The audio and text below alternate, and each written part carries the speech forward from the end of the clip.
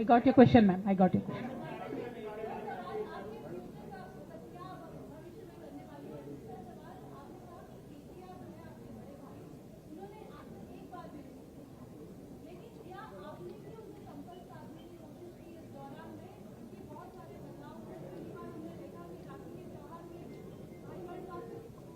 నేనేమంటున్నా అంటే కేసీఆర్ గారి రాజకీయ పరిజ్ఞానాన్ని క్వశ్చన్ చేసేంత స్థాయి నాకు లేదు, అంత అవగాహన కూడా నాకు లేదు. కాకపోతే పెద్ద నాయకులు అనేక సందర్భాల్లో ఒత్తిడికి గురైనటువంటి విషయాలు చరిత్రలో మనం చూసినాం. ఇవాళ అదే జరిగిందని నేను భావిస్తున్నా. ఒకటి. రెండు, నేను ఈ లేఖ అనేటటువంటిది రిలీజ్ అయిన తర్వాత ఎప్పుడు కేసీఆర్ గారికి కొంచెం ఇబ్బంది జరిగినా, అది కాళేశ్వరం కమిషన్కి వారు పిలుపుకొచ్చినా, 2 సార్లు వారు యశోద హాస్పిటల్కి వచ్చినా, నా చిన్న కొడుకు అమెరికాకు తీసుకెళ్లే సందర్భమైనా నేనే వారి దగ్గర పోయినా. నాకేం బేషణం ఉంటుంది, ఆయన మా నాన్న కదా.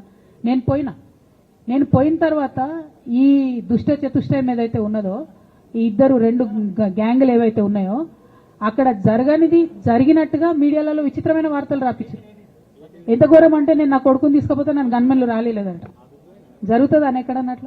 ఇటువంటివన్నీ మెయిన్ స్ట్రీమ్ పత్రికలు రాస్తాయి. మరి విచిత్రం నాకు అర్థం కాదు.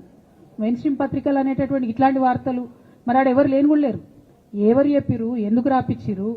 సో నేనేమంటున్నా అంటే, నేను ఎప్పుడు నాన్న దగ్గరికి వెళ్ళడానికి చూసినా కూడా మా మధ్య స్పర్ధ పెంచడానికి అనేకమైన వార్తలు రాపించి, అనేకమైన కుట్రలు ఈ గత 103 రోజులుగా కొనసాగుతూనే ఉన్నాయి నా మీద. కానీ అంతకుముందు కూడా జరిగినాయనేదే నేను చెప్తున్నా.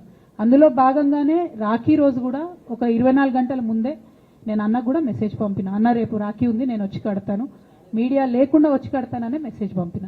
బట్ అన్న బిజీగా ఉండే ఎక్కడికో వెళ్ళిండ్రు, నేను అర్థం చేసుకున్నాను. అందుకే వెళ్ళి రాఖీ కట్టలేకపోయినాను.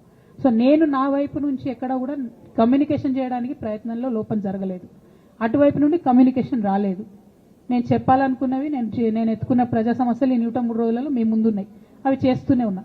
ఇక భవిష్యత్తుకు సంబంధించినటువంటి విషయం నేనేం ఆలోచించలేదు. ఎందుకోసం అంటే, నిన్న నోటీస్ రావడం అనేటటువంటిది డెఫినెట్గా నేను కొంచెం బాగా బాధపడ్డా.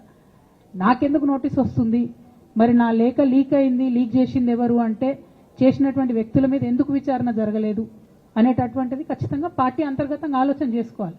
అంటే నన్ను ఏం మాట్లాడకుండా నన్ను డైరెక్ట్గా ఉరిదిస్తారు.